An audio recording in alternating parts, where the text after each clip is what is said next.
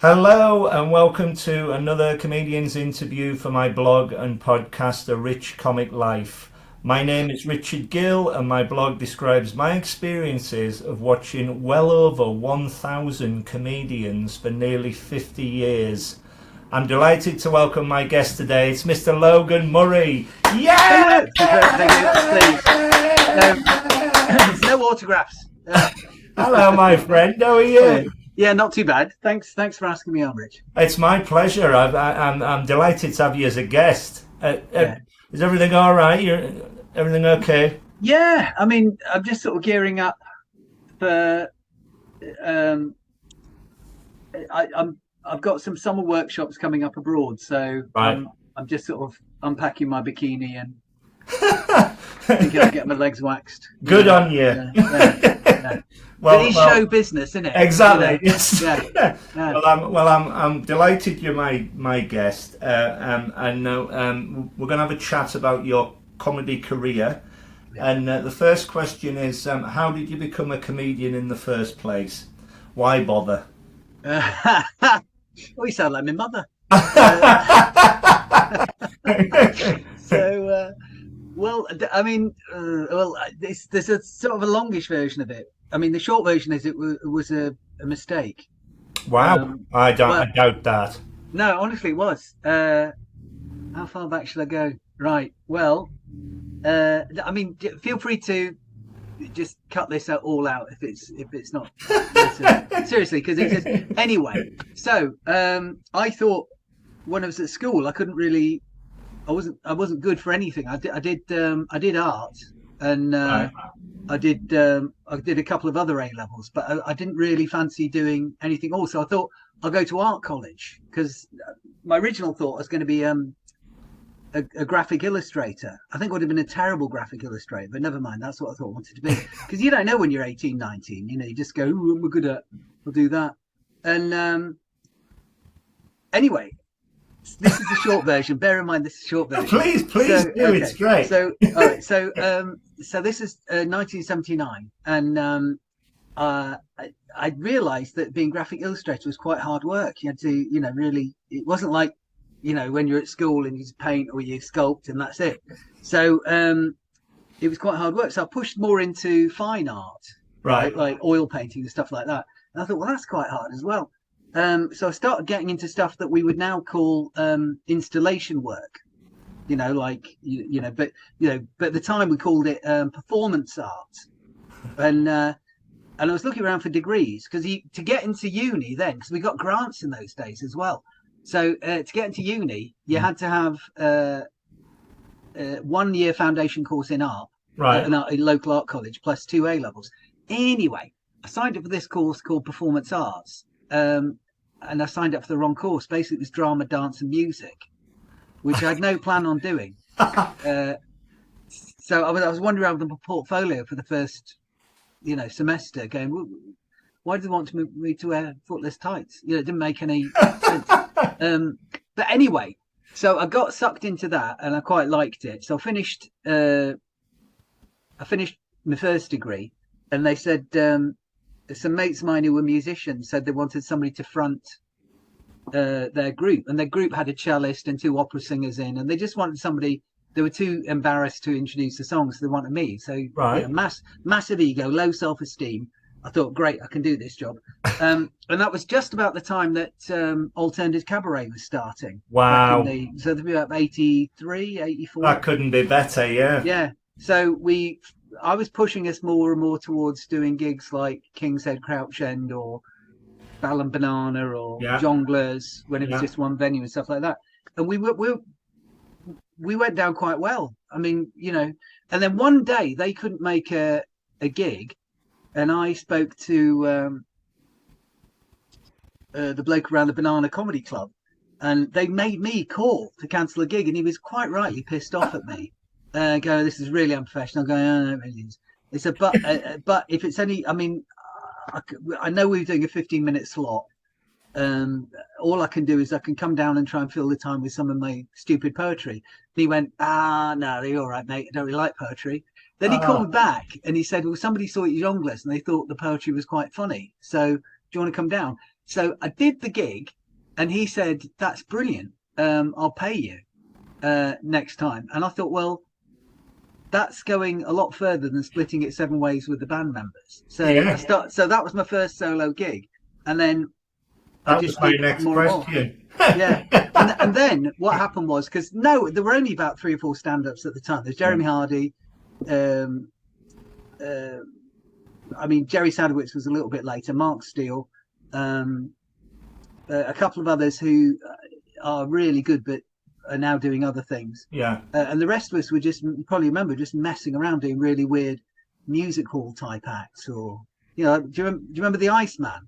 Very much so, yeah. He would go on stage and melt a block of ice. Yeah, in various different ways. So that is so unique. It's brilliant. And this is why you were there at the time, because of the experience of it all. It's just getting the experience to get up on stage and do it and have a go. Yeah. And so when you had your first ever gig, did you then go around pubs with a friend doing 5 minutes with your friend sitting in the audience? Was that no, it was nothing like that then. It was there was no I think this is a question asked. There was no sort of open spot ghetto where you had to bring an audience. It was just like there was this golden period where they'd phone you. Wow. And they, you could negotiate your fee and all that sort of thing. So was that? I used to get Time Out magazine years and years ago, and they used to have the little telephone numbers for you to ring. That's what you did. That's how you did it. You would you would work away, ringing round, seeing who was free. Wow. But it wasn't that bad, because once there was a weird bit at the beginning where you'd be in at quite a big club, and someone else would be going, "Well, I've never heard of you. You're doing 5 minutes for nothing," and you have to really go to one side. I remember Simon Blythe saying to me one time years ago, you just got to jump through the hoops, haven't you? It's just there. You just got to do what they are. Just smile, grin, do the work until they realise they need you. So you go through my philosophy was, this would be very boring for your listeners, but my philosophy was I'd pick up the phone Tuesday, Wednesday and Thursday, and if I got a gig on Tuesday, brilliant, because sometimes it might be 2 gigs at 2 different venues from one promoter, so as long as I got 4 gigs between Tuesday and Thursday, because you didn't want to do it on Friday because they usually had club nights themselves then. So the time to phone would be between Tuesday, Wednesday, and Thursday. God, I sound like, at this point, you'd be moving away from the bus stop, wouldn't you? If it was, I'm loving it, and my as well. I'm loving it. Keep going. So you look at your calendar. Or your workbook, and 6 months ahead, it's really, really empty. Yeah. But every week coming up, there are always 4 gigs. So it was like any self-employed person. In the short term, you knew that there was food on the table, so that's it. I mean, I wouldn't do it. I wouldn't do this as a job if it took a lot of admin or it was really hard. I think, I think a lot of us chose this job because, it was this or prison. We couldn't really do anything else. What's fascinating for me is that my background is admin. My background's business. My brother makes adverts for the television. Yeah. He's very artistic and has been doing advertising for years. But I went to Stoke-on-Trent. My home city's Carlisle. I went to Stoke-on-Trent. I did business studies there.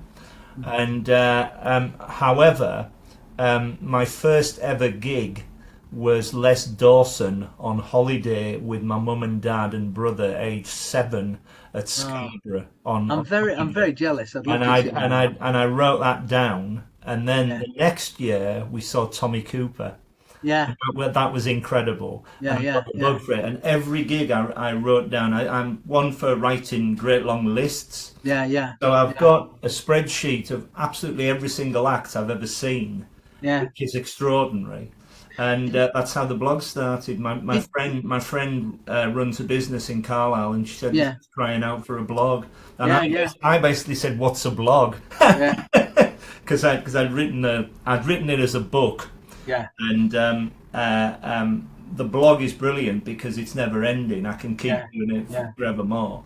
And then the podcast started. So to support such a worthwhile cause as laughter, comedians trying to make folk laugh, what is not to love about that? And yeah, yeah, because it was very sadly decimated in the during COVID and everything, but thank God it's back, because yeah, yeah, there's nothing better for me than to go out on a Saturday night and just sit there of the moment yeah, and just think, yeah, make me laugh. And yeah, yeah, you're very, very good at that. You're very open with your comedy. When you get an audience, you say, right, basically you're saying, I'm not leaving until I make this audience laugh. yeah, yeah, And yeah, you do, and once you do, you can then say whatever you like. It's fascinating. yeah. I'm moving on to this. Have you got any specific themes that you like to talk about on stage? How do you work out what you're going to say? Well, I, I think my conscious brain thinks it wants to do this, that, and the other, Yeah. and then my unconscious brain goes down a different path. So when you're with pen and, but honestly think it's true. When you're with pen and paper, you think, I'm going to do this, I'm going to do that, and then it comes out slightly different. If I look back, certainly the past 20 years, most of my stuff, a lot of my set is about is very nihilistic. It's very sort of not in an edgelord sort of way. It's just saying, it's just addressing the hopefully funnily, the human condition. There's no God. We all die alone. It's all been a pointless waste of time. But there's, let's have a laugh along the way. So like, if you had to boil, because I do this is separate from the character act that I do as well. So if I'm gonna move on to that. Yeah, no, that's right. But if it was me, who's even more bitter. But if it was me, then what I like to do is I like to seduce the. I mean, if you talk to a different comedian, they give you a different point of view. But for me, I like to seduce an audience into my point of view. So I'll start off with like you're at a bus stop. You don't go in heavy, do you? You'll do buses over. So, and then you'll go, my wife left me the cow 10 minutes in. No, come back. So the first few is just talking. It's just my material's very anodyne, and aren't relationships. It's wonderful. Blah, blah. Yeah. All life is lovely. And then once I've seduced the audience to my point of view, then the second half is however, and then it's going for the crash and burn for the next 17 minutes of the pointlessness of, but hopefully in a funny. My philosophy is we all pay taxes, we all die. Yes. So you might as well have a laugh about it. Exactly. I could not agree 1,000,000% more. Yeah. I'm so with you on that. How do you remember all your routines when you're on stage? Do you have a way of remembering them? Do you have notes on your hands or notebooks or anything? No, not particular. I mean, there's enough sort of, I don't know if I've got any. There's enough recordings of stuff I've done to sort of, because it's good to record yourself every gig, not for just in case you come up with anything new. Yeah. Or you can test out a new idea. But they tend to get ditched after a while. So I think as long as there's organically, there's maybe 40 to 50 minutes of stuff which is in my head for me, and maybe another 40, 50 minutes in my head for Ron, the character act, then that's okay. But I always think it's not for learning material. It's like it's not like learning King Lear. It's not like learning somebody else's lines. You know what I mean? So, if you're doing material about your dog being sick on the carpet, you're not in material. You're just talking about it at a party. you know, that funny story about the dog, you know, the dog ate the chicken and just everywhere, you know, what a mess. And you've told it a couple of times, and you know you've sort of scored it through. And you're not doing it word for word. You'd be mortified if anybody said, "Oh, Rich, you said that word mortified before, didn't you?" You know what I mean? You know, so Yeah. but you know you've scored it through. And I always think to that's what I tell new comics as well, is you know you know your reactions because they're your reactions. So then all you have to remember is the first thought, and then let everything come at that. You will forget stuff and you will go off on a tangent, but we're all, as human beings, we're all clever enough to come up with different stuff if you know if we completely blank. It's You it's know? it's excuse me. It's funny that you say that because other than this blog, the most creative thing I've ever done was write a play and perform Yeah. a play. And originally it was going to be for the Edinburgh Fringe. It might well still be, but Mm-hmm. me and my mate put it on for Comic Relief, and it got we got over £2,000 for it. This is years ago. Mm-hmm. The play is called The Applicant, and it's basically about me who comes down from Carlisle to London. I've never had a job interview, and I've got a successful girlfriend who is very big in the job world. So I am the interviewee, and my mate played all the interviewers, all the different characters of the interviewers. So there's only two of us. He's Rudy Yeah. Jackson's. Yeah. It was basically monologue, then interview, then monologue, then interview. And the monologue was got from me sitting nervously waiting to be interviewed and starting chatting to the audience. Now I wrote this and we performed this for, it must have been, rehearsed it for about 10 weeks. And the first night, the first ever monologue, I ran out. I was like a rabbit in headlights and I forgot the monologue. Yeah. And it's fascinating when you said it's not King Lear because I can imagine. Oh, well, you've touched on it that because you're a comedian as opposed to an actor, you've got the crowd to play off. Yeah. You can steer it back around, whereas you have to try and remember lines to get back into the play. Well, I think when you're doing a play, when you're writing a play, or you're performing in a play, or a sitcom, or anything like that, a lot of other art forms, you're creating this artifact. Here's a song that I wrote. Here's a poem I wrote. Yeah. This is a thing I've done, and you're sort of presenting that to the audience. Here we are, you know, on the battlements of Denmark, and my name's Hamlet. You know, whatever you're doing. Whereas I think stand-up's not like that. I think stand-up is you having a conversation. It's just you're the only one talking. If it's a good evening, sometimes they talk back, but that's fine. They're allowed to talk back. You know, that's part of the process. And there's no. It's very hard to think of any other performance arts that allow that. So if you're on stage by yourself, and it's not, you don't have to worry about your mate coming on in the scene in 3 minutes time and that leading to something that happens in the second half and all that, then you have a lot more freedom in the area that you're playing in than if you have to think, oh God, bloke's going to come in 3 minutes and tell me that Lady Macbeth's killed herself. You know, can't start juggling. It felt like yeah, but it's a completely different. I'd say it's because it's like the same way as if you were singing a song and you've got the lyrics. Yeah. You know, but if you're, you know, we all go through.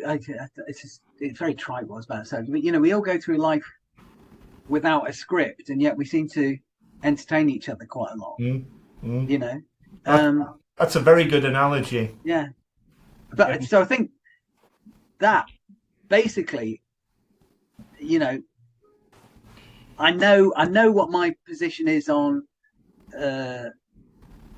say, my two divorces. I know what reactions that I've got out of, you know, if I'm doing any material about them, which I'm not really these days because I'm over it.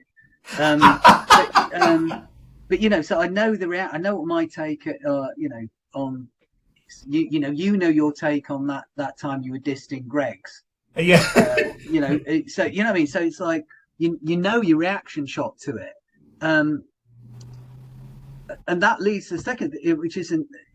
Oh God, I've seen some terrible daytime television, and years and years ago, back in the, I think it was 90s, early 90s. And Alan Titchmarsh asked that in Mortal Kombat, where do you get your ideas from? It's like, oh, life, what can you say to that? Yeah. It's a pact with the devil. Yeah. No, but it's an impossible question to answer. But whatever, I think whatever demons are riding you at the moment, that's the thing that fuels your creativity. It's and I demon, I mean DAEM. So it's like whatever things firing up. It doesn't have to be a negative thing. It's just sometimes good. Yeah. To let the negative things, rather than suppressing them in comedy, rather than suppressing them, go, well, never mind. We're just going to is the comic energy to play. Well, what's the worst thing that could happen? What's the word? Just go through the center of it. Yeah. I always say to comedians who've been on here, I can imagine if they have a bad gig. I think they all have to have a bad gig to become a better comedian. Yeah. Because it's all down to experience. Yeah. It's the old Sarah Millican adage of when you wake up by 10 o'clock the next day, move on, forget it. What's happened the night before. It's fascinating. I don't know if you had Frank Skinner on, but I think he said one time, it was a lovely aphorism, you're only as good as your next gig. Yeah. And it's like everything else is just metaphorical chip paper, isn't it? Exactly. Yes. What a quote that is. But you're absolutely right. You only, you learn much more from I'm very worried if I did a string of gigs where people are liking me and I maybe occasionally getting encore. Because I can only think that's going to make me flabby, and it will. A bad gig keeps you honed up.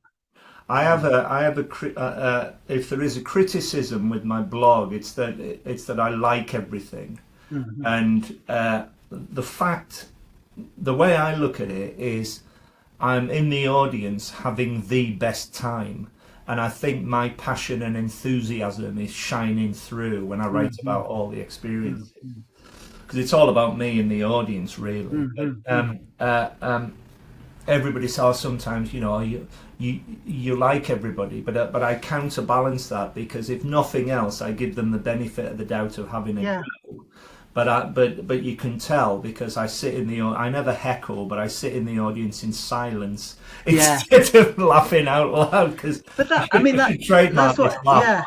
what I try and do when I compare, because we've all died. So if somebody has a bad, I like Malcolm Hardy was you'd have somebody on and they died the death, and he could be that's them, they're crap, or but sometimes he'd say to the audience, you're wrong, they're brilliant acts, you didn't like them this evening. That's the thing. They could be having a bad night. Next day it could be brilliant.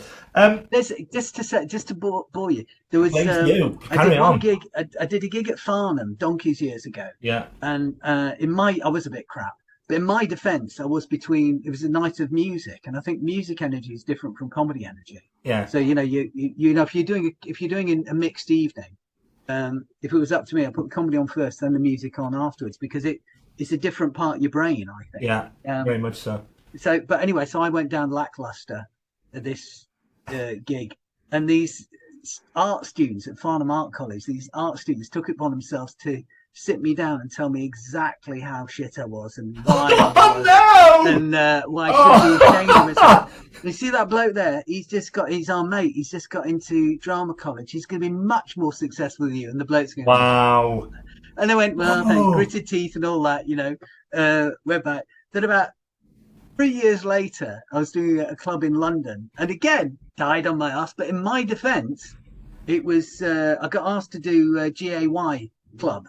Right. And there was no stage, there was no what it was, they just put me on a podium with a microphone in a corridor, and on the other side of the corridor was a glass window with underneath Gloria Gaynor just belting out all the cover versions, right? and people are wandering around just going, "What's this lunatic doing there?" And I died on my ass. And I'm looking through the crowd for any friendly faces, and it's the same 4 people from Farnham. Wow! Singing Oh the back. no! Yeah, No way! Yeah. Oh, how unlucky are you? Yeah, no, but I mean, how many gigs that are like? But for those 4 people, they're convinced. Oh no! I sometimes ask what's the comedian's favourite and worst gig, and I think that must go up there as one of the worst. Oh no, I've got better ones than that. To say what they said to you, that's disgraceful. But the trouble, it's great getting comics talking about bad gigs. It's when you're in the green room and there's usually newish comics. Yeah. And they keep on talking about how they stormed it and it was brilliant and they slayed the audience. You can see all the old lags just going, right, let me line up some death stories just to, because nobody wants to be around those sociopathic people who go, "How you doing, Rich? You all right?" "Yeah, I'm very well.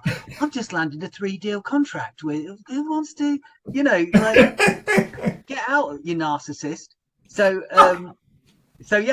there's me and some old lags. We will start just lining up deaths because they're much funnier stories. Yeah. One of the early ones for me. Another holiday. The last holiday we went on when I was 10. We went to Torquay, and we went to see Tom O'Connor of all people. Oh yeah. And he walked on. Typical 70s club comedian, walked on, did his patter, and he was getting laughs, but for some reason I belly laughed at him. Ha! Yeah. And it actually threw him. He walked off stage, came back on, adjusted his tie and carried on, and I'm thinking, was that me? Yeah. And of course, wherever I go now, it's like, oh, Richie's in with a laugh. Yeah. Amazing. The first time I went to the Comedy Store in 1988, when I first came to London, on the bill was Richard Morton, who's been on this, Linda Smith, God bless her, Phil Jupitus, Steve Gribbin, who's done this, and top of the bill was somebody called Charles Fleischer, who was heard of again, but he went on to be the voice of Roger Rabbit. I might have been there the same night. No, I don't know if it was 88, but I definitely remember seeing Charles Fleischer. Mad act, absolutely mad act. Yeah, very much. That's how it made. But sorry, was there a death involved in that, or they just all heard you laugh? No. It was literally, who is this person? And now wherever I go, it's like it's wonderful because we're gonna have a great night because Rich is in, and I'm like, well, yeah, but you got to be funny. Did you ever see? Did Charles Fleischer get an encore the night? Oh yeah. Because it was like a man of a million voices. Yeah. And that's what I loved about his encore. It was just like a Looney Tunes cartoon mixed with Salvador Dali, and it made no sense. But exactly we're all laughing. We're going all this stuff. Very much so. Yeah. That was a highlight for me, and it was one of the first times I came down to London. Yeah. And of course, the Comedy Store I absolutely loved, and I still go to this day. So of course, it's iconic. Yeah. When you're on stage, do you suffer from any nerves? And if so, how do you cope with them, or have you ever had any nerves? Unfortunately, not. And I think I'd be a better performer. I mean, on some degree, there must be a little tiny bit of adrenaline that gets secreted when I'm on stage, because otherwise that's one of the perks of the job. It's such a lovely drug, adrenaline. Yeah. But it's not like the early days. Because I've got to cast my mind back almost 40 years to think about that now. And also, I remember Pete Graham and Hugh Thomas used to run the King's Head Crouch End together.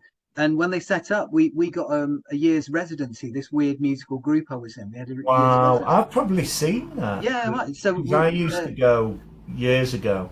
Well, we were. This is the first year it was set up, so. That would be. This must have been 84. This was. Yeah. But the point is, with that, if I remember going on stage with that throb in my neck, thinking, that massive first night, Jesus Christ, what are they going to do? But but because we had they did really beautiful, serious, minimalist music, as Yeah. well as some really stupid. They had one song called "Last Train to Oakwood" that was just like violins, and it was just brilliant, really fast, you know, sort of thing you expect at some sort of Roma wedding, you know, all this sort of stuff. It's fantastic. So anytime that I went in that year's residency where I felt like I'm out on a limb, I could just introduce the next song. So that was a very gentle introduction Yeah, into yeah. coping with Very good. adrenaline. Yeah. But I mean, but the bad side of that. So now I just feel like sometimes like I'm going on with a mug of cocoa. You know, I really do. But that Well, it's means all that experience as a yeah, but if something goes horribly wrong, then I'm screwed right. because it's like I'm not. I have to sort of go from 0 to 60 to you know to dodge the spear or whatever you know what's ever been thrown at me. So I think adrenaline. It's nice. Yeah. It's nice to have that sharpness, to have your eyes flashing, your cheeks, you know, flushed. You know, to be as a ridiculous phrase, but to be working at 110%. You know, and that person you were on stage then, that's the person that the audience fall in love with. That's Yeah, the yeah, person. very much They'll so, buy you a yeah. drink. They see you at your best. You sort of cubed. Um, and then they buy you a drink and they have to deal with the you that goes, oh, thank you very much, I'm glad you. Then you know what time the night bus is. So hopefully, you know, it's like what a fall from grace that is. You know, It's wonderful that you had the residency at the King's Head, downstairs the King's Head. I very recently went to the 40th anniversary show of it, yeah, and I was sitting in the front row, and I know Al Murray, I know yeah, Nick Helm, and I know Phil Nicol, and yeah, they were all on the bill. yeah, And I was the target for the night. Al Murray just poured beer all over me. yeah, I'm Rich. You know, he's just one of the best. But it was fantastic to see dear old Hugh Thomas come yeah, out of retirement. He was brilliant that night. yeah. Hugh is still. I mean, Oh, he's still. he was so good. I'm hoping he's going to come on here. I have. Well, you must persuade him. Oh, very much so. I have recently interviewed Peter Graham, and I Yeah, know him well, and he was wonderful. Sitting in his little room, that room is yeah, iconic yeah, of the club where all yeah, the yeah, comedians go in, and yeah, it's yeah, just a wonderful place. My brother lived in Stoke Newington, and I lived with him for 3 or 4 years, and I used to love going through to Crouch End. And well, it was I hadn't been for like 20 years. yeah. Have that But there. you asked any, and then of course I saw comics go from uh you know doing a free Mm. open spot to being a headline act, Yeah, you know, on the Sunday night, which was the big night before it yeah, turned to yeah, Saturday night. yeah. Um, I remember clearly watching very early gigs from Jeff Green, who I yeah, love, yeah, and also Harry Hill. yeah, He still holds to this day the best yeah, opening line I've ever heard. He brushed past me at the King's Head. He was late, jumped up onto the stage, and he went, "Ladies and gentlemen, I'm really sorry I'm late this evening. I had to have a testicle brought down," and got a laugh. And then he went from Derby. yeah, And yeah, 25 years later, when I met him for the yeah. first time, I told him this, and he went, "Richie said I still tell that." He's an absolute genius. Yeah. Anyway, Well, let us move on. yeah. You have performed a character called Ronnie Rigsby on stage many a Yeah. time. Please tell me about him and how did he come about? Oh, I'm so sorry to give you all these long-winded. Well, Please do. um, It's great. all right. So I was doing the lovely thing about doing stand-up is if people come along to your gig and they think, oh, you can do stand-up, then maybe you can present, or maybe can you act? Well, I can act myself. So okay, we'll do these 3 lines, and that will, you know, can you present or can you write for somebody else? So there's all these opportunities that come your way, and one of those opportunities, I ended up doing lots of cartoon voice characters at one time. I'm my thing I'm very proud of. I did all the voices for a version of a Dennis the Menace and Gnasher show. Oh, fantastic. Yeah, You but should it read wasn't. that But every week. Yeah, but it's not. It wasn't an animated thing. It was all done like Muppets. It sounds crap, but it was really for its time. It's really good. Yeah. And it, go, oh, I did all the voices, but the downside was they were so cheap. They only wanted one voice artist, so they got me. But I really enjoyed it as a job. That led to something else, and one of those jobs was a children's ITV game show. Right. Do you remember Nightmare? Yes. Yeah. Yeah. It was made by the same company, but it was set in cyberspace. It's called Virtually Impossible, and I did the voice for this electronically enhanced. It was basically a computer fish. It was a fish, right? And to cut a long story short, this is the short version. We went to the producer said, I've booked us for an animation festival in Cannes. Does anybody fancy it? We went, yeah, I went to Cannes. And basically, he booked us in for the wrong festival. No. So he booked us in for a festival exclusively for the CD-ROMs, like Encyclopedia Britannica and things like that. So everyone was bored out of their minds. All the people who were even there at the right festival hated it. Oh, so Encyclopedia Britannica. One of the guys there, he gave me. It was revolutionary at the time, but it was a screen with an animation. It was a bald bloke with a little moustache and a bow tie, and you spoke into the microphone, and his mouth moved, which was like like magic then. And he pressed the button, his head went that way. Pressed the button, he went that way, and he could do that with his eyebrows. And he gave you the microphone. He said, "You want to muck around with this for a bit?" He said, "What's your name?" And I said, "My name is Ronnie Rigsby, and I am celebrating 58 years in showbiz today." This crap. and then they couldn't get me off it. They couldn't. I was like, for the next 3 days, I was no, let's do more. And people coming around, and they were having a laugh. And I made it a point of never doing the same thing twice. I wanted to just keep on riffing, and I loved it so much. And I thought there must be something I can do with that. So I started blagging the equipment off the computer equipment off the guy who designed the software, and I was lugging that to various gigs. And then my girlfriend, who was another comedian, my girlfriend at the time, she said, "Why don't you just dress up, you silly bugger?" So I went, "Oh yeah, I could do that." So I started dressing up as the old man, and then I've sort of inveigled my way into emceeing at the Fortnight Club in Islington, which went on for about 25-30 years. And then everything else that came out of me performing Ronnie Rigsby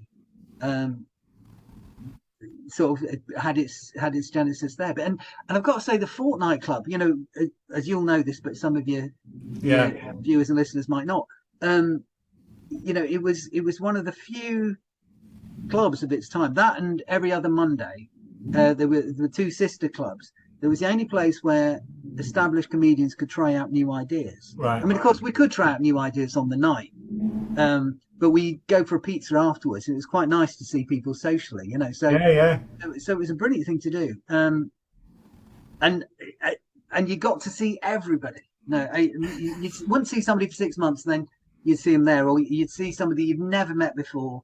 That some TV producer talked them into doing it, they're trying to prepare material for a series. So literally everyone played that club.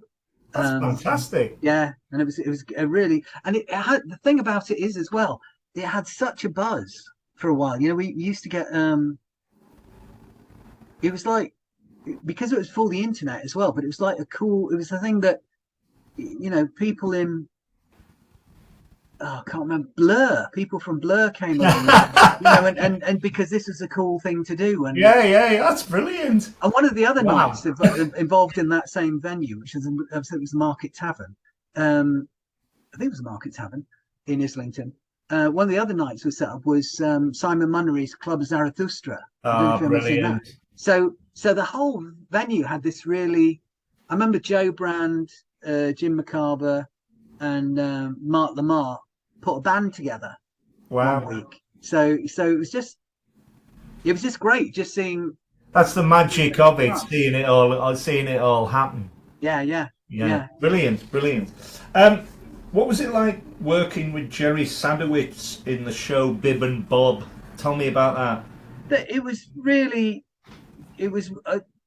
90% of it was really good fun, and the shows themselves were a delight.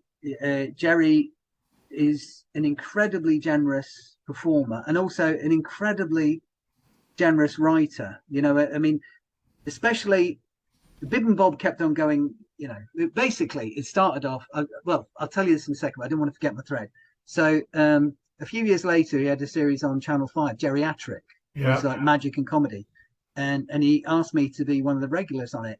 And he wrote some really, we'd do a sketch, and he'd be doing all the straight line feeds, and be giving me a chance to do all these really stupid things. So, and more, despite what people might think of him, a lovely man. Yeah, I've no doubt. Yeah, but also B, a really generous writer with the jokes. Just in the business of making my case, I can't speak for anybody else, but making his comedy partners look better. So Bib and Bob started. I don't go because you might get him on the show one time. I don't want to, but the short version is, and again, short version of this is, he'd fallen out massively, fallen out of love with stand-up, and also had a massive falling out with the people who were managing him at the time. And he was, so it's typical, I don't know if it's typical Jerry, but it's very, Jerry, right, all or nothing. And the nothing is, I'm walking away from all this, right? And then, so he didn't do anything. He just worked in the magic shop that were for a few years, making a living that way. And he was a huge name at the time, massive. It was like, no, not anything to do with that. And then we were mucking around a bit, and I think he was the one who suggested first that we should do some of these stupid things and really low risk gigs, really, I can't think what the equivalent would be now, but it'd be like doing something at Comedy Virgins, at Cavendish in Stockwell, somewhere where there's no expectation. We're just we had a great time doing it. It was just, I think Jerry was the one who said it's like a real sort of two fingers to the industry, because we were seeing this industry rise at the time. The whole of alternative comedy came out of a bunch of misfits blagging rooms above pubs or beneath pubs, in Pete's case at the King's Head, and none of us, we didn't know what we wanted. We just knew what we didn't want, and we didn't want that. We didn't want that we saw on TV, or we didn't want that we saw people doing or heard people doing on radio. So this, and then we'd see the next generation coming along, and they seem to be exclusively gearing themselves towards TV, or grooming themselves for better things. And that in our very adolescent way, even though we're both in our 40s, it felt that was not a pure, my take on it anyway, it wasn't a pure expression of the art. And we wanted, it's just this idiot talking to those idiots about this. That's what stand-up is, right? So that's what we were doing, just two idiots taking the piss, really. And then some people came along and they saw Jerry was doing it, and they realized they could make money out of it. And then suddenly we found ourselves doing a tour, and then we were at the Edinburgh Festival, and then we were doing another tour, then we were at the Edinburgh Festival again.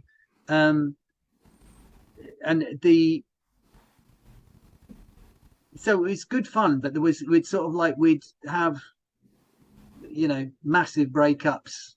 Oh yeah. And then things would happen. It sounds incredible. I've seen Jerry Sadowitz many a time at the Edinburgh Fringe. I go to the Edinburgh Festival every year. I'm very lucky to do so.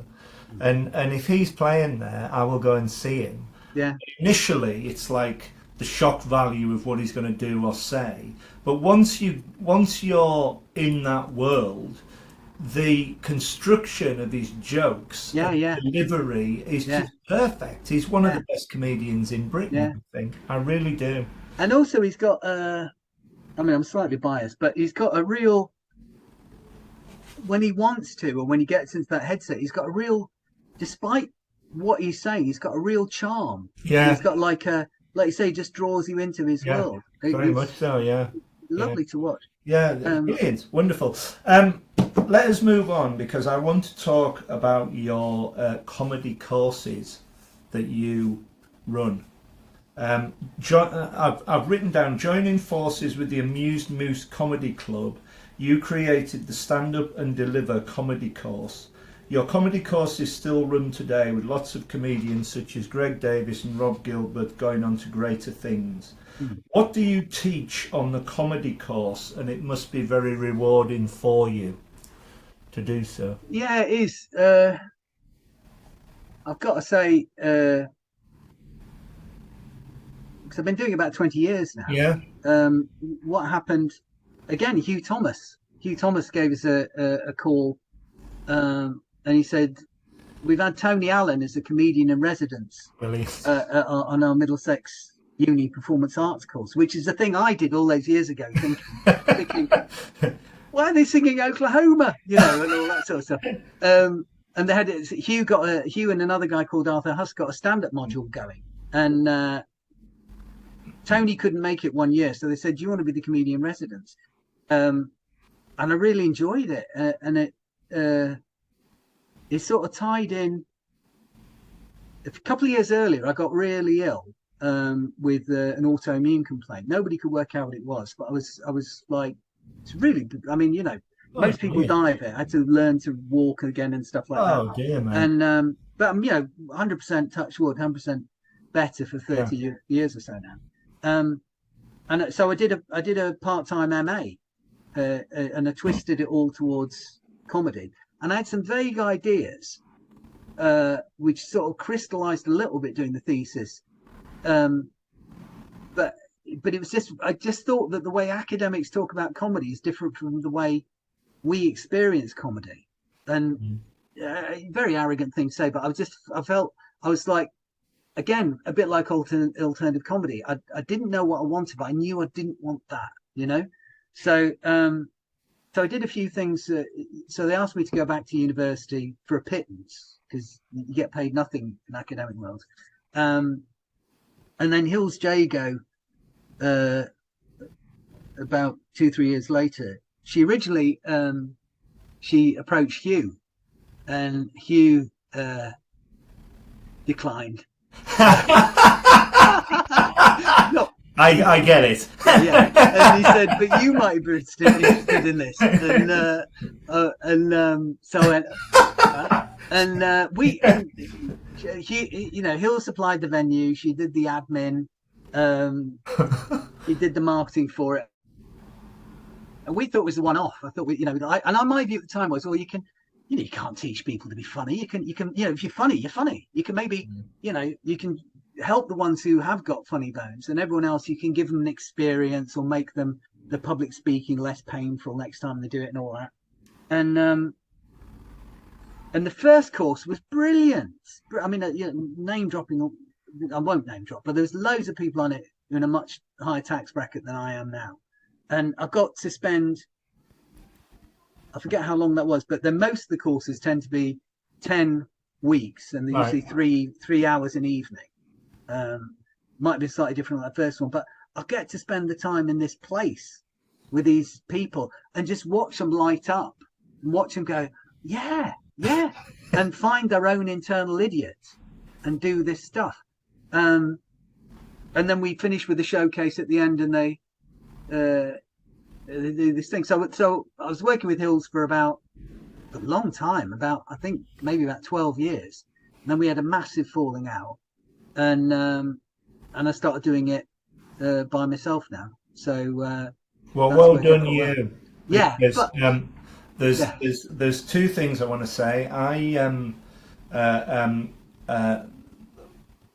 When I first started writing the blog, I went on a half-day writing course, and I'd never met her. It was run by Hills Jago, and I went to the course, and everybody around me wanted to be reviewers.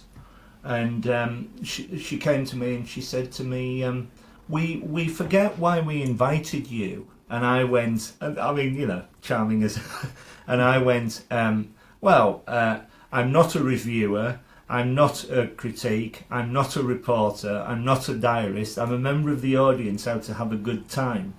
And no, and never bothered me again.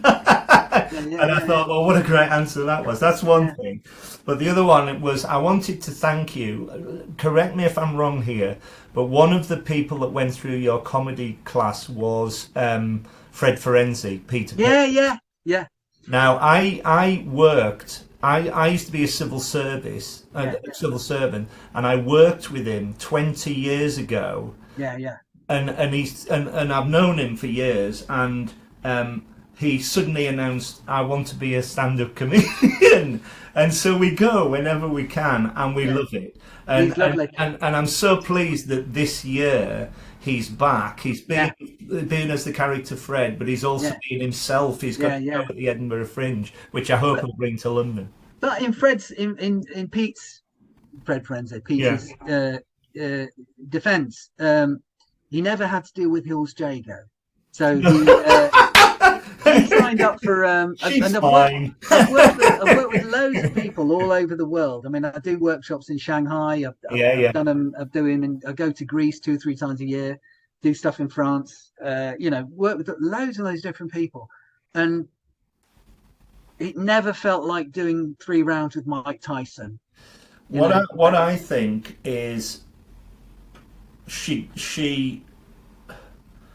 commands herself like it's a business. Comedy is a business, and I have a job that I go to at Wandsworth Council, which I've just got. That's my business. That's my job.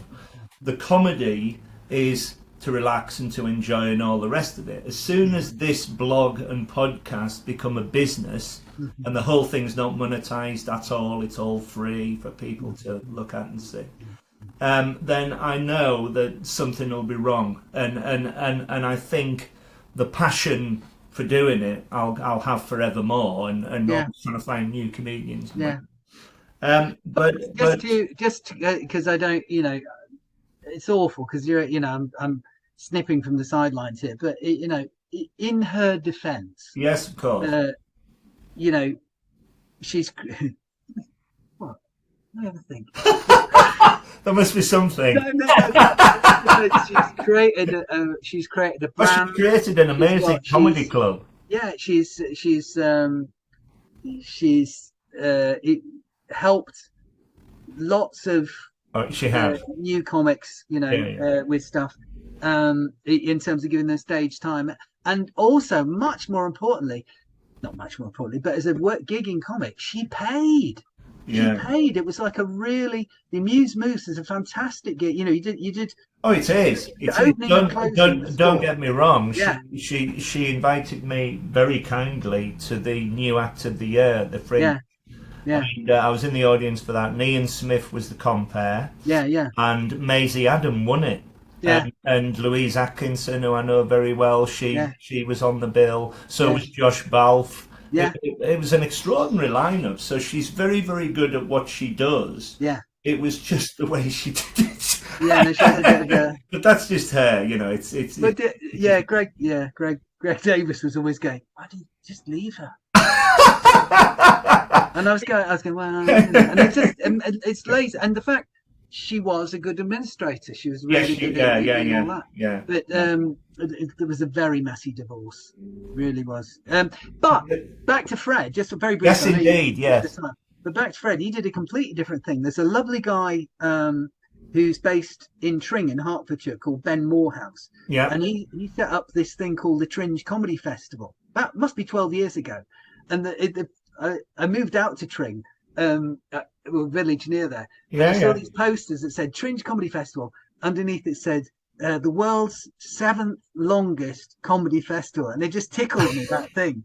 So the first year went by, and the second year, Ben had this brilliant thing where the first night of the festival, he'd get like comics like, I think Arthur Smith was always involved, but you get people like Silky, Paul Wood, I think Josie Long's done it, Susan Murray's done it. But you get all these, and they would do this pub crawl where they do 4 gigs in 4 venues. So they do basically 4 slots, 30 minute self-contained show, move on to the next pub, do that. And it was just a great way to kick off. And everyone did the Tringe because just before Edinburgh, It was a Yeah, yeah. massive audience. It was a proper gig, proper theatre, and it paid really well for a lot of the acts. So, so he said, "Do you want to?" When we met each other, he said, "You do this thing? Do you want to do it over here?" So we did it as a sort of a semi-charity event, That's and brilliant. and Fred was on the first. I think Fred Oh, was on about the fourth year, but his baptism by fire was doing first night in front of a crowd. He's doing 4 different shows in 4 different venues. It's like wow. I can't think of anywhere else in the world where they do that. No. And Ben's still running it. That's So brilliant. yeah, We first saw him, I can't remember where, but top of the bill was Aisling B, and she was praising him. And yeah, then we saw him very recently at the Angel Comedy with Paul Merrick. And yeah, I've yeah, never seen Paul Merrick before. yeah. Paul's He lovely. was wonderful. He was Yeah, very funny, man. yeah, Um, yeah. who are your favourite comedians, past and present? Do you have any? You must have loads. Um, Or is it too unfair to say because you've brought so many up? well, it's not. I mean, I'm very, I'm very fond of this. I'm very fond of everybody that I've taught, whether they've gone on Yeah. to, bigger things or just given up after a couple of gigs. But I'm madly in awe. I mean, I do a workshop last night, and it was the first time they were trying out stuff. Wasn't even material yet, stuff. And again, it's that thing where you watch them light up, and you go, and some are slightly further down the line, but Another feeling. they're all Yeah, yeah. they're all getting it. And because honestly, anybody can do this. It's not like learning to play the cello. It's something that human beings have been doing, I reckon, since as long as we've been talking. Yeah, yeah, It yeah. has the same. It comes out the same. It's based on, in my opinion.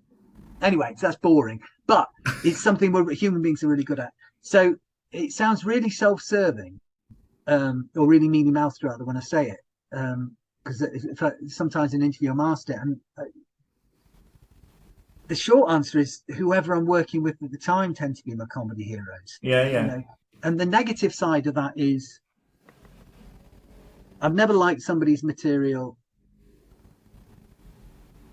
I've never liked the material. No, it sounds awful, doesn't it? But I was thinking, like, everyone bangs on about how brilliant Bill Hicks is, and he is brilliant. Yeah. Great body of work, and of its time, and even now, I think it probably stands the test of time. But he did the show when he came out in the cowboy hat, and he finished with the thing about the universe is just the universe is us just discovering ourselves in the cosmos, like altered states of consciousness, and it finished on this massive bit.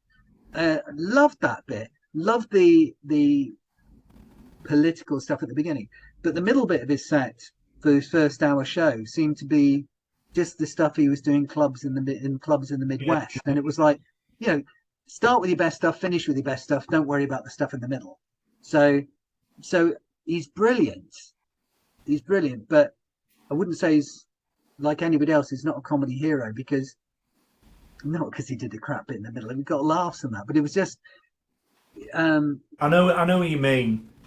I mean, the people who, it's showing my age, but we'd all watch Monty Python and then we'd go in school the next day and try and quote the lines. There was no VCRs then, so we just quote the lines as much as and make each other laugh. And none of us went on to, this is a comprehensive school in South Yorkshire, so none of them went on to do I wasn't planning to do comedy, but that was a huge influence. And when I got older, Spike Milligan, same thing. Of course, yeah. So there was this sort of anarchic thing going through, and then there were some people who I think were quite anarchic of the time, but I didn't get that because I was too young and too stupid. So there'll be people who I mean, I always thought Les Dawson was fantastic. Oh, he was superb. Yeah, but there were other people like I only realised how brilliant they were once they died, or I regret it. I remember Frankie Howard did a whole series of gigs at Hackney Empire, and I always thought, I'll go next year. Of course, eventually there was no next year. Exactly. There's a section in my blog called "The Ones That Got Away." Yeah. And I've written 25 of them, Yeah. and the ones I would love to have seen were live were Morecambe and Wise. I, Yeah. I thought Yeah. do that with the glasses, the perfect straight man. Eddie Mm, Braben mm, was the mm, third mm, member of the team. It mm. was extraordinary. That run that they had, and I Yeah. remember on Christmas night watching them with the whole family and Yeah. everybody belly laughing, and I thought Mm. this guy's hilarious. And then from that, I would say, who else would I'd put Dave Allen in there. I almost Yeah. had a Yeah. chance to go and Yeah. see Dave Allen, Bob Monkhouse, Yeah. another one, Yeah. Frankie Howard, Benny Hill, Dick Yeah. Emery. I would have liked to have seen. There's loads and loads and loads. Well, there's 25 I've written about them, but maybe one day. I mean, I love to go. I love to see plays about them, and Yeah. they always do that at the Fringe. And all the books behind me are all comedy biographies and everything. Well, I there's a find, lovely I find it 200 about Frankie. fascinating. I've not seen it, but it's on. It keeps. It's been on at the Museum of Oh, Comedy. the The 200 with Frankie Howard and his. yeah, it's His the lover. same chap. I can't remember his name, but he played Bob Monkhouse at the Fringe. Oh right. It was Yeah. extraordinary. Yeah. He Yeah. seems to enjoy playing these comic characters. Yeah. Yeah. And I've kept meaning a point to go and to go and see that. Yeah. Excuse me. Like me, do you go to a lot of comedy gigs as a member of the audience? What do I? Yeah. Do you go and Um, watch comedy as well as perform it and run comedy courses on it, or is it too much? well, I think I've always, for the vast majority, I mean, the workshops have taken over my life. Right. So I've gone from doing 4 gigs a week to put, bread and butter on the table Yeah. to maybe, including MC work, maybe a gig a month or 2 gigs a month. Yeah. But when I was doing 4 gigs a week, and even to a lesser extent, sort of now, I, unless it was the Edinburgh Festival, which is a brilliant opportunity to go and see people and shows you wouldn't get a chance to see. Oh yeah. I tended to think, well, I want a night off now. If I'm playing, I don't blame you. if you're playing 4 nights, and Jeff, I remember we were doing a mini, it wasn't a tour, but we were doing a bunch of gigs with Jeff Green, Noel James, and me going in a car. And we had a massive laugh, really brilliant time. The gigs were lovely. The traveling around was an awful lot of fun. And you think, brilliant, they're mates, and of course they are mates, but it's not the same as having proper mates. And you don't. I'm going away from your question, and it becomes an ersatz social life, Yeah. and it's not the same as having a social life. But it ends up like, I suppose, like any job. I am massively going away from your question here. Is you end up, it's therapy for me really, but you end up you end up socializing with the people who are at work. Yeah. Same thing with us. But so on a night off, if I get a night off, I'd rather do something that I wouldn't usually do, like this week, for example. And this sounds really poncy, but because it is. But I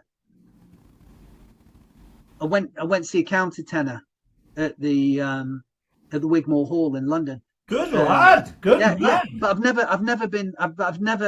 I didn't really. Arthur Smith introduced a countertenor in the early days of Jongleurs. Yeah. So all I remembered with this guy with a really high voice, and but this is apparently the best countertenor in the world, and he was on with a really good lutist. And I thought, well, the thing is, you get older, you want to try doing new stuff, Yeah. So I was persuaded to go. Yeah. And I did. I'll be honest, I didn't like the countertenor. I loved the lutist. So, and I could appreciate the tenor was fantastic, but it just wasn't. I mean, 2 hours of somebody going, "I'm sad, I'm sad," it wasn't quite for me. And Elizabethan tunes. So that was Friday night. Before that, I went to the Wallace Museum in London, which I'd never been to before. I lived in London 30 years.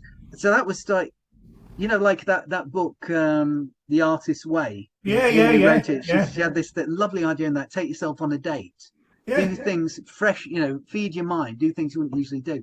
So that was Friday. Saturday there was a massive family event where we were watching somebody doing a 4-hour, very interesting but very weird talk at the British Museum, take us around exhibitions. And then what do we do? Yeah. So that was the weekend, and I was that's knackered amazing. at the end of it. Um, I'm like you. I mean, I love to go to a comedy night, and when I meet the comedians, you're right. It is a different sort of social, but it's a very happy social. yeah. I like to meet them. I like to get a photograph, etc., etc. But I can't go to a comedy night every night of the week. It would kill us. Yeah. Well, your but liver wouldn't but survive it.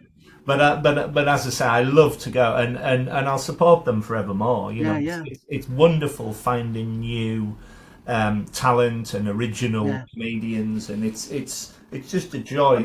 I mean that As has this interview. yeah, It's been wonderful. So yeah. what were you going to say? I was gonna say that thing you do at the Edinburgh Festival where you promise you're gonna go and see everyone's show because they're mates, and then you just run out of time. I I have to have a spreadsheet. I have Yeah, a load of friends that come up and said, yeah, "This is what I'm going to go and see. Come and yeah. join me." Or they come and see yours, and then you think, oh no, I'm really got things away.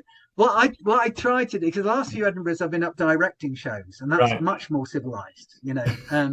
That even then, what I try and do is make a point, because there'll be loads of ex-students who are doing shows up there now, Yeah. and if they want me to come along, I'm really happy That's to. so good. Yeah. Yeah, and it's delight to see. I mean, I've got nothing to. All these people are funny before I get to work with them, and then but you just see them. It must be like some artist going, "Yeah, I taught Picasso how to hold a paintbrush," and then a few years later, going, "Yeah, he's doing this weird thing where he calls it cubism." And Guernica, I think, was on drugs. All this sort of stuff. And so I'm just there. I'm a very, very lucky old man who's just there at the beginning of right at the beginning of the journey, going, Yeah. "What's this? What's that about?" Exactly. Exactly. Well, listen, my friend, your support for comedians is extraordinary, and you're a great comedian in your own right, and I'm looking forward to coming to see you again very soon. I've so much enjoyed talking to you, and Yeah, thank you so much ditto. for your time. No, well, thanks very much, Richard. All the very best to you, and I'll see you again soon. Yeah, take care. Thanks now. Bye. Bye. Bye.